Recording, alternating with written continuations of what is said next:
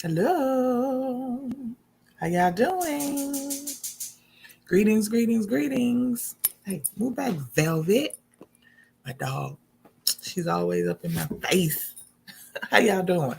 Anyway, I just want to do a quick video on she's like literally her face is almost in the camera too. She's so nosy. Anyway, um wait for a couple people get on in here. Hi Vicky, how you doing? Greetings, greetings, greetings. This is just going to be a quick video. I had, hey, Unc Rob, I don't know. I don't want to mess your name up. Sanu. Hi, how you doing? This is, I've had a couple people asking me questions about passports and visas. And so while, sometimes we assume that everybody already knows these things, but the truth of the matter is a lot of our people don't have passports. They've never had to get one. And so they just simply don't even know where to start. Although, let me start out by saying currently the State Department, which is the office that issues the passport, is closed. Due to coronavirus, they're not actually processing any passports. But for whenever they open, I want to go ahead and give people the information on what they need to do to get your passport. Now, if you just Google, hello, hey Vicky, hey Immortal Strength, hello, Indigo Child, yeah, that information will be coming out soon about the orange juice factory. Let me get down into this about passports, okay? So if you are born in America, you are an American citizen, and you entitled to get your U.S. passport. The way you get your U.S. passport, you just look for any place in your area. So you can just Google passport office near me, and there are different offices that process the passport. Will collect the application and your documents, and then send them on to the State Department to be processed and get your passport. So, my husband with the TV. So anyway, so a lot of times it'll be your post office. It'll be a post office in your area. Sometimes like the clerk's office, like the city clerks and stuff like that. No, in Tennessee, Clarksville, Tennessee, the Montgomery County Clerk's Office does it. But just Google it. Just Google passport office near me, and it'll come up where you can go locally near you, and they will have the applications there, and they will, accept all your documents. You have to have, when you go there, a valid state issued ID, right? Either driver's license, state ID, military ID, something like that. A valid, not expired state ID. You have to have a certified copy of your birth certificate. You have to, not a copy. You can't just run a copy of it off. You have to have the actual issued birth certificate from the Vital Statistics Office wherever you were born. So an original certified copy of your birth certificate. They're going to collect that when you submit the application, right? They're going to collect that, and they will send it back to you. They will send your birth certificate back to you with your new issued passport. It takes about 6 weeks to get a passport back. Children, and your passport will be valid for 10 years, unless if you're 16 years or older. Children who are under 16, theirs are only valid for 5 years. Okay. If you, both parents have to agree to the child obtaining the passport, right? So say the parent, one of you is a custodial parent and the other one is not around or whatever.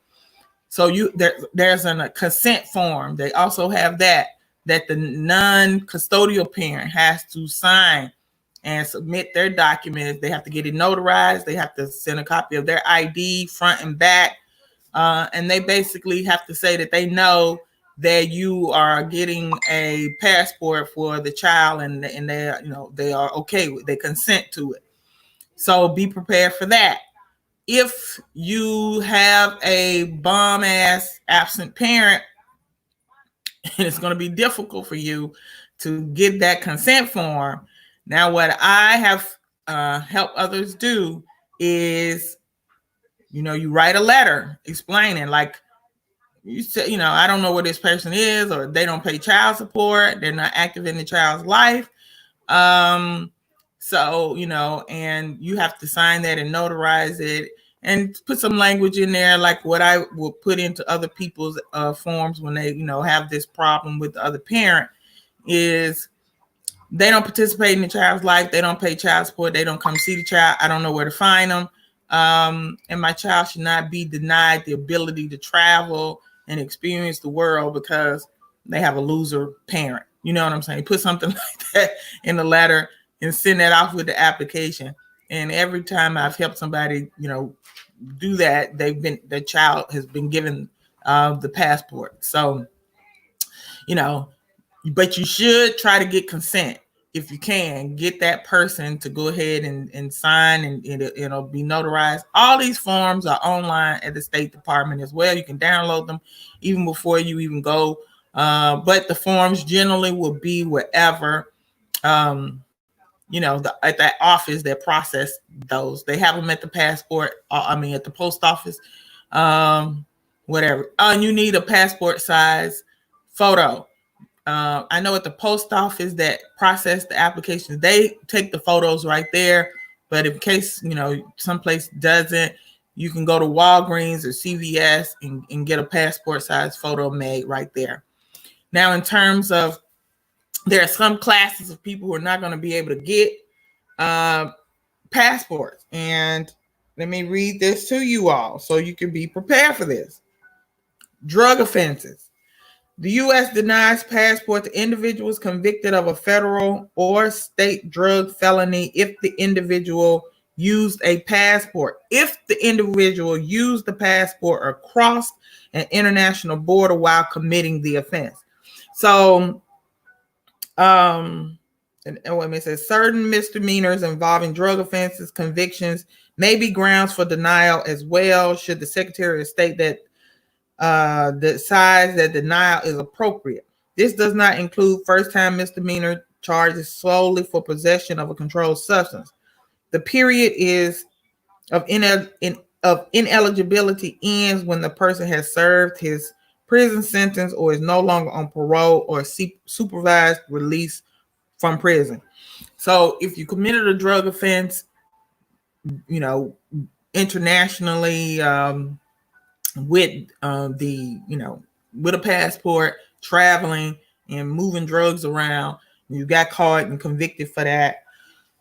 But they say that you're only eligible during the prison sentence or when you're no longer on parole or supervised release. So it's not like a forever type thing.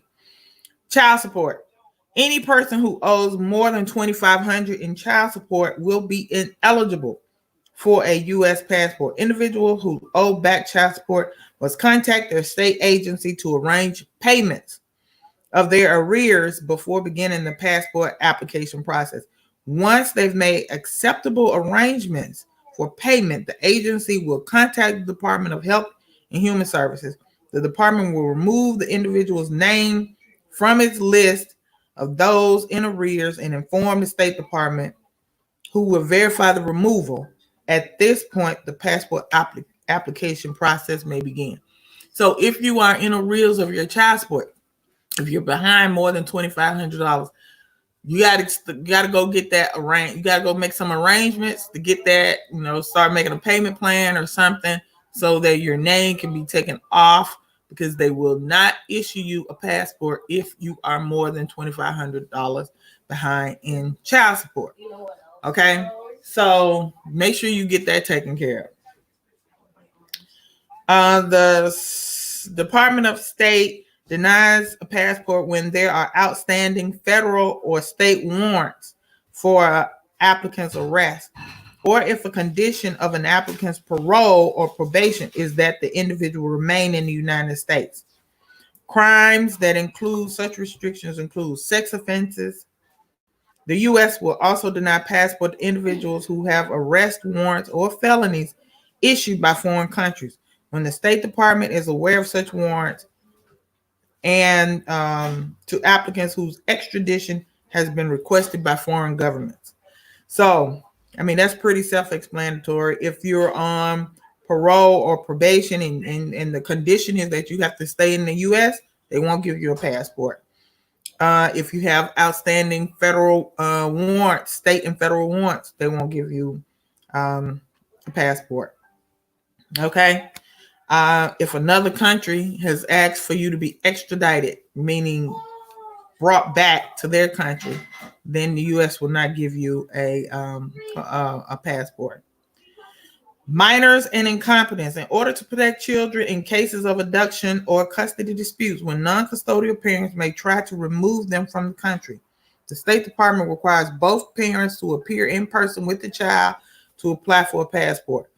This applies to all children under the age of 16 who, along with their parents, must show proof of their identification. The department also may deny passports to those declared incompetent by a court or those who are currently in a mental institution. A legal guardian may apply for someone deemed incompetent. Now, they're saying that both parents have to appear, but I actually know that they have a consent form that the non-custodial parent can sign and notarize, because sometimes parents don't even live in the same state. So how can both of you all appear? You know what I'm saying? But like I said, they do have a non-custodial consent form that you can use, that the non-custodial parent can sign in front of a notary, acknowledging that they know that you are trying to obtain the passport for the minor child. Okay. And you have to go through that every 5 years with that child, because until they reach age 16, their passport will only be valid for 5 years at a time. Federal loans and debts. The United States denies passports to applicants who have certain types of outstanding federal loans. Applicants who have not repaid loans received from the government for the repatriation or evacuation of the applicant and his children, spouse, or other immediate family members from a foreign country to the United States cannot receive passports. Now, what that's saying is, like recently with the coronavirus, they had these emergency flights, evacuation flights, where they were bringing American citizens back. Well, they let you get on that plane, but you had to sign a form agreeing to pay them back for that flight. I actually have some friends who, got on the flight from Ghana coming back, and, they had to sign this agreement because basically they'll let you on, but you got to pay it back. And the flights were like $2,000 and some dollars each, right? And it was for them coming back. So they have a certain amount of time to pay that back. So what they're saying is, if that's one of these loans, they call them a loan, that you have and you don't pay it back, you default on it. They want, they won't issue you another passport until it's paid. Okay.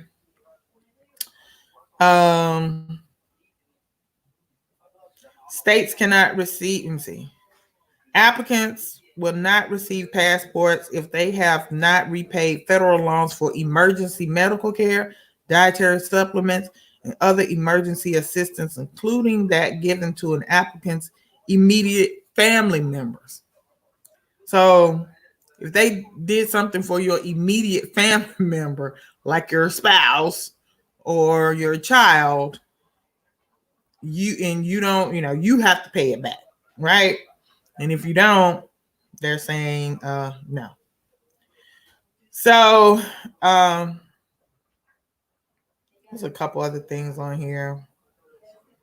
Nothing really, but you can just Google reasons a person can be denied a passport, But I think for the most part, the vast majority of people, I think being behind on taxes is another one too.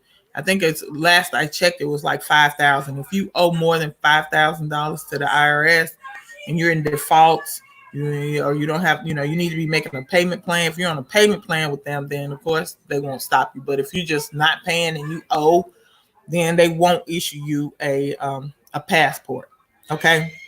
So Cicely, I said in the beginning that no, the U.S. passport office is not issuing passports right now. They are closed. So I'm giving this information for people who, when they open back up. What's the cost of the passport? Man, last time was like $135. But you can look that up. Go to the State Department website. And the prices will be there. But it was like, if you do it directly with the State Department, like if you're in DC and you do it right here, you don't have to pay that extra $35 that the post office charge. That's their fee for processing. Okay. And if you go to any other, clerk's office or something, they have their fee they put on the application itself. I think it's like $85, $95, something like that. But then when they process it for you, there's an additional $35, $40 that they charge for the fee. Okay. So, like I said, you can just, look that up, or you'll when you go to the post office, when you go to the clerk's office or whoever that's processing it, they'll tell you what the fees are. But it's usually going to be like $135, $140, somewhere up in there to get it done. Plus you got to pay for your passport size photo from Walgreens, and which is ridiculous. They charge like, to get two, it's like $15 per photo. And because they sell them in two, so it's like $30 to get these two little bitty ass pictures from Walgreens. So let's see. Anyway, now in terms of the visas, now that you have your passport. Now, I have to admit that the U.S. passport allows you to travel to a lot of places visa-free, right? It's one of the most powerful passports in the world, okay? But there are some countries in Africa, and I'm just going to talk about Africa. There are some countries in Africa that as a U.S. citizen with a U.S. passport, you do not need a visa. You get to enter the country visa-free. And stay for maybe 60 to 90 days. You have to check those countries, okay? I can't sit here and tell you about all 55 African countries and if they require a visa or not. You can look that up, okay?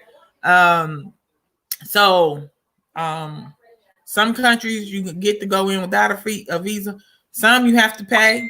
Some you can get visa upon arrival. Like you arrive there at the airport and you get the visa right there. And the fees vary for each country. And then also some you have to have the visa before you go. So let me talk about Ghana specifically.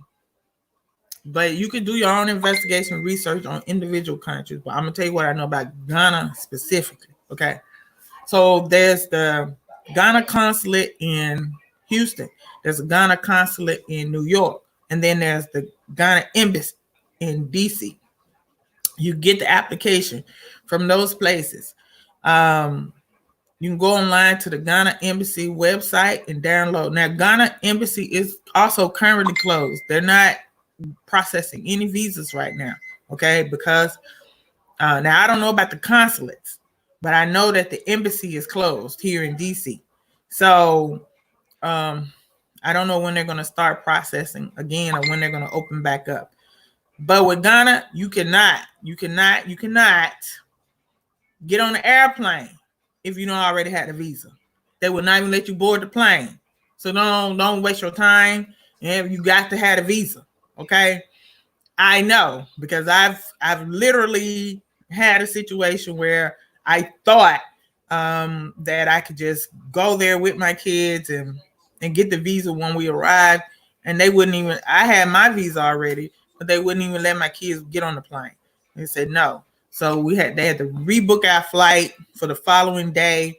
I had to go to the embassy and do an emergency pay for expedited visas early in, and then pick it back up and get to the airport to leave the following day. So, and this has happened to other people that I know. So if you do not, and also I know with Ghana, if you're traveling with a minor child, they have a form also that the custodian parent needs to sign, saying that they agreed that you are bringing that, taking the child to Ghana. So I had to go through that too. So you got to let the other parent know, and they have to agree that the child can go to Ghana. Okay. So let me see. With Ghana, you're entering the country. Your visa is good for 60 days. Now they have a one-time entry visa that you pay, that you're only going to enter one time, and when you leave, that visa is no more good, right? And then they have a multi-entry visa. I can't remember off the top of my head the prices, so you just got to go to the Ghana Embassy website and look it up. So they got the one-time entry, and then they got the multi-entry, and then the multi-entry one lasts for like 5 years before you have to get a new visa, right? So you can go in and out as many times as you want on the multi-entry one. But each time you go, you are only legally allowed to be in the country of Ghana for 60 days each time you go, right? If you stay 61 days, you are now illegal.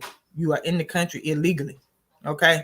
So if you plan on staying in Ghana, if it's your goal when you go to Ghana to stay, then what you have to do when you enter the country is go to immigration and apply for residency, legal residency. And that's with any country. You cannot just pick up and go to somebody's country and just stay there, you know what I'm saying, without going through immigration. That is period. That's all over the world. You can't just get a passport, go into somebody's country and just stay there, and you have to go through immigration, right? Get legal residency. That's just the way it is. You might not like it, but that's just the way it is. And if you overstay, they charge you for every day you overstay. And this is what happened with a lot of people who've been in Ghana for so many years. And when time now that they're doing citizenship for people, these people are afraid to apply for citizenship because they've been living there for years illegally, and it costs money for every day that you overstay. When I initially went to Ghana with my children in 2013, I was under the wrong impression, and I don't know where I got it from, that I had 90 days instead of 60 days. I thought I had 90 days to stay in the country. Well, fortunately for me, I didn't wait 90 days before I went to immigration, but I did. Oh, it was past 60 days. I think it was around maybe 70 days or so. And I said, you know what, let me just get on up and go on over here and get this residency, right? When I went there, because I thought I was, still within my time limit of 90 days. And they were like, oh no, it's when I got there and did my application stuff, they were like, you've overstayed, it's you've overstayed by X many, like 10 days or something like that. And I was like, how? I thought I had 90 days, and they were like, no, it's 60 days. So I found that out firsthand. So I had to pay for those 10 extra days that my children and I overstayed. So I had to pay for my 10 days. I had to pay for my daughter's 10 days. I had to pay for my son's 10 days. I had to pay for that first, get that cleared up, bring us current is not being in the country illegally before they could process the application for residency. But it was a pretty easy process. I got to give it to Ghana. It wasn't very expensive. You get an ID card. It's called a non-citizen ID card. It wasn't expensive either.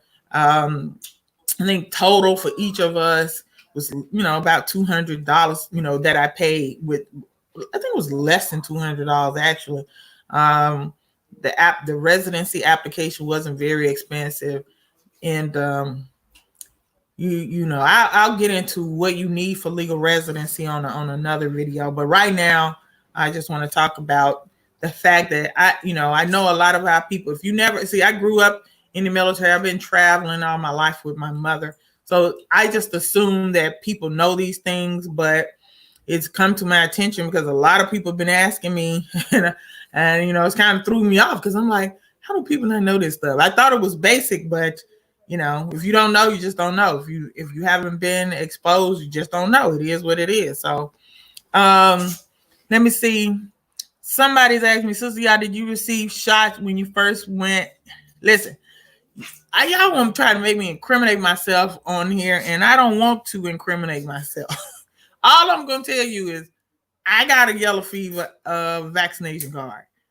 My children have a yellow fever vaccination card. So we are free to go in and out of Ghana, as as much as we want because we have the card. That's all I'm gonna say on that. Okay. I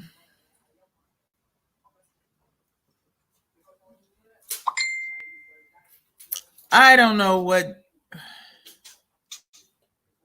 that has to do with anything, Jamal. We're talking about passports. He's asking, why do the use of the N-word has to continue to be used, especially with the term of waking up? Dude, we're talking about passports, okay? And visas. This is, wait till we do another topic, okay?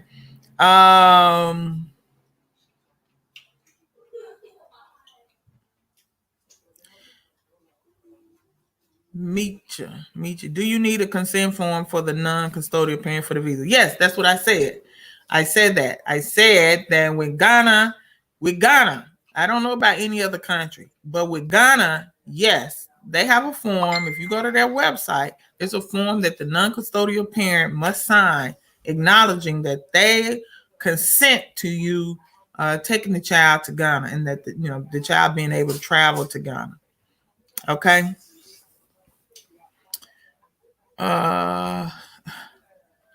Let me try to see. I want to try to answer all the questions. Make sure I cover. Let's see.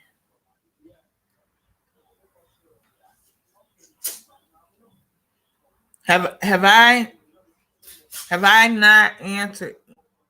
Have I covered everything? That's what I want to know. Is there any other thing?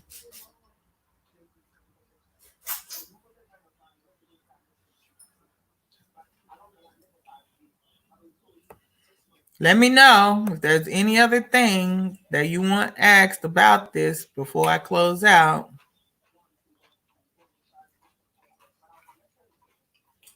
Let me see.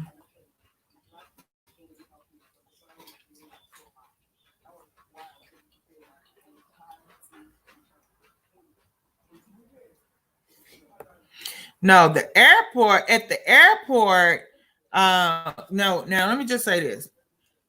When I first went to Ghana, nobody asked me about a vaccination. Okay. Nobody. The first time I went, which was like in 2000, 10, honey? 2010. People have been coming and going. It was on the books that you were supposed to have the vaccination, but they weren't asking. And then and then I think maybe the following year when I went, they asked for it, and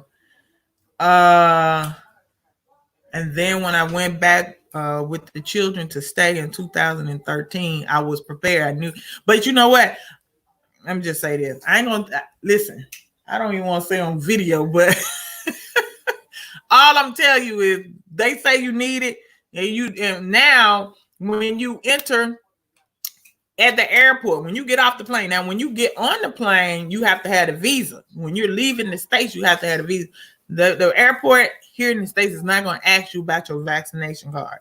I've never had them ask that, but they're going to check your visa going to Ghana. And you're not going to get on the plane without it. Okay, now once you arrive in Ghana and you get off the plane, the very first booth you're going to come to when you coming through, when you come, like you're getting ready to go through immigration, is the vaccination. They're going to ask for the vaccination.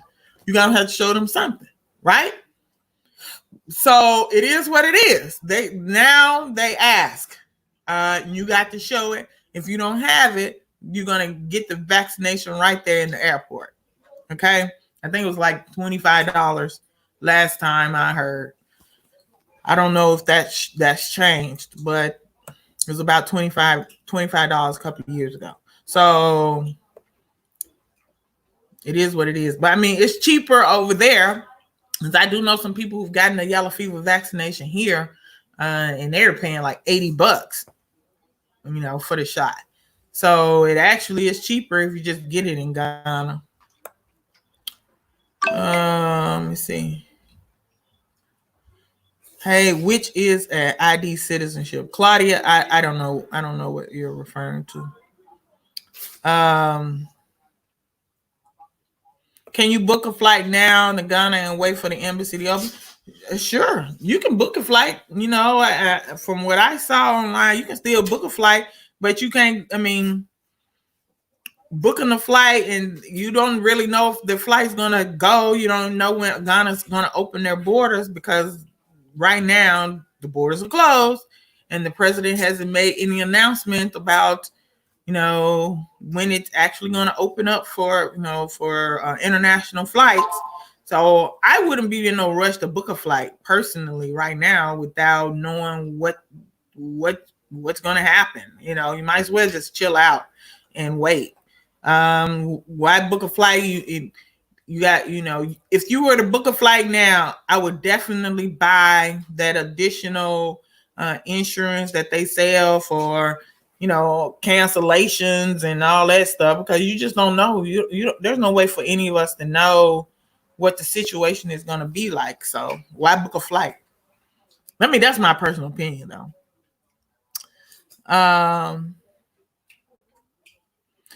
Do you think Ghana will offer any overstay 60-day exceptions due to the ban for coronavirus? I don't know. I have no idea.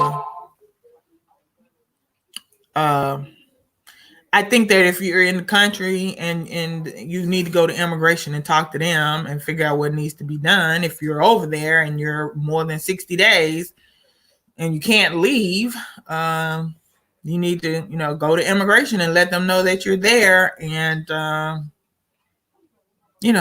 pretty sure they have something in place for those people.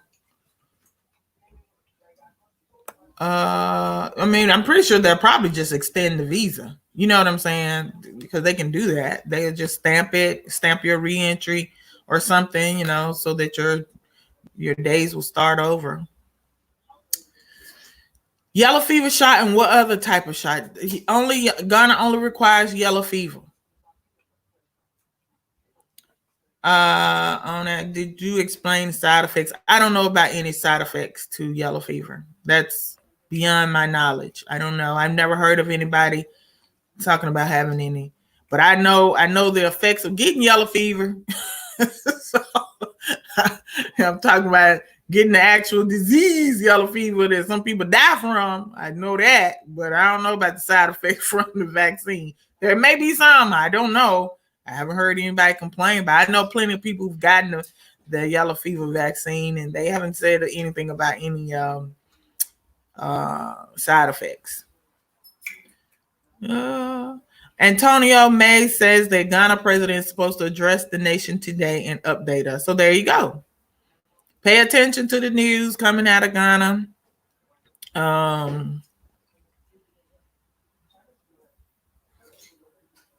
Aziza Hamilton, I support your program. Okay, thank you, sister. We appreciate you. Let me see. What is the price for the trip to Ghana?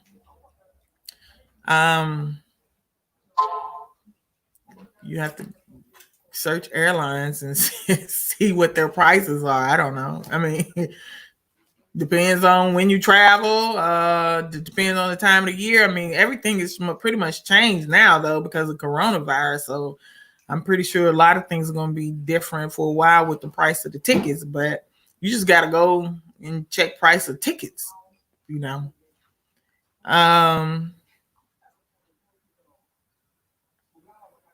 The Echo 6 citizenship.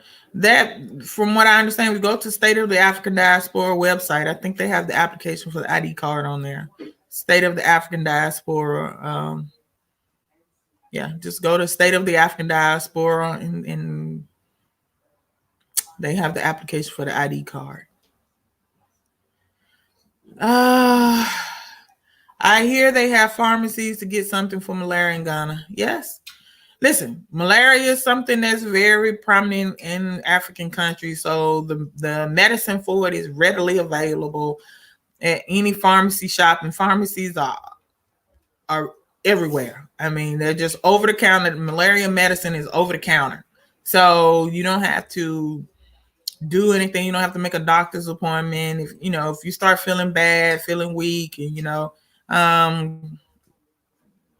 I think my husband probably would be the better person to tell you what the symptoms are. I never had malaria, neither of my children. My husband has had malaria a whole bunch of times. He's Ghanaian. But I don't know what malaria feels like because I never had it. My children lived there with me for 2 years and they never had it. But I do know it's something that as long as you take the medicine really quickly at the beginning, you'll be over it in a couple of days.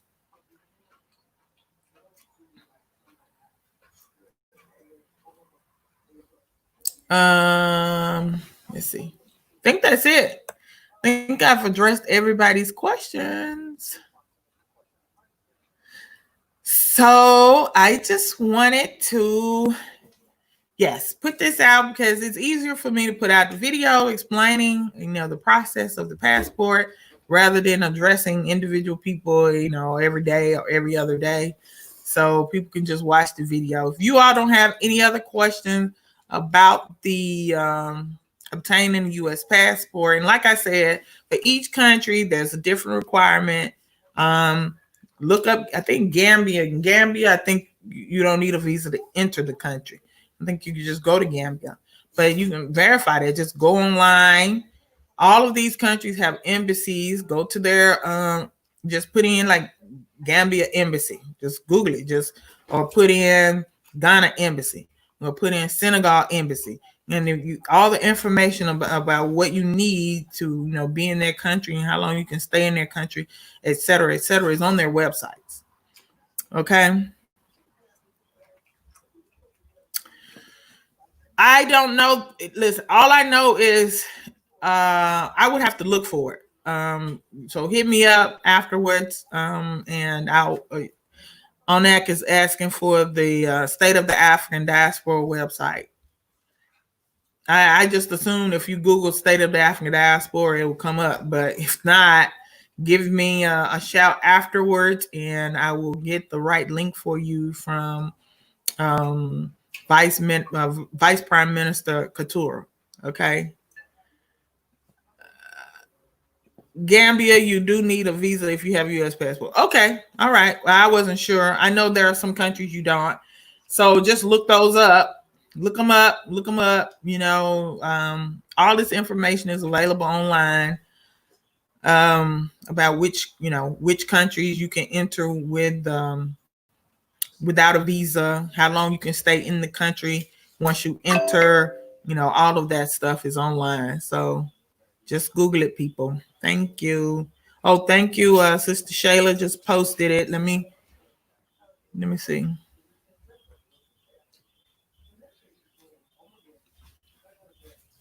There. Thank you, Sister Shayla. I appreciate you.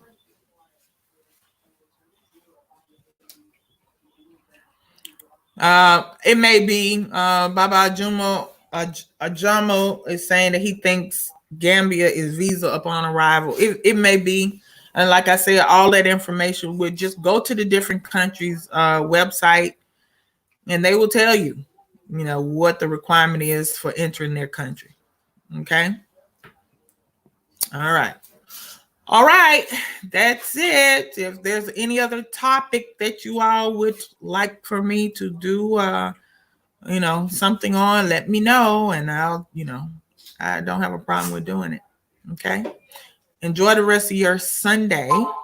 I'm going to be going live later on at 6 p.m. Eastern Standard Time on Diamond Radio with Brother Alpha Kuabo with Professor James Smalls to discuss the current state of affairs in America with our people.